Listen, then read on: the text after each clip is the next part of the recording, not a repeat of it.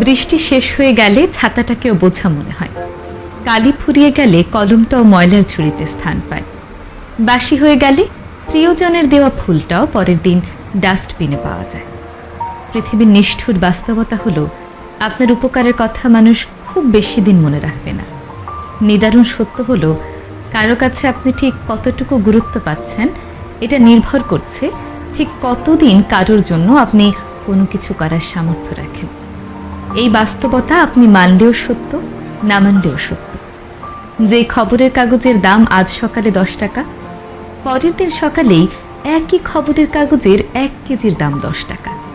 Academic লাইফে বছরের শুরুতে যেই বইগুলো আপনি ভীষণ গুরুত্ব সহকারে কিনে আনেন, বছর ঘুরতে না ঘুরতেই সেই বইগুলোই আপনি কেজি দরে বিক্রি করে দেন।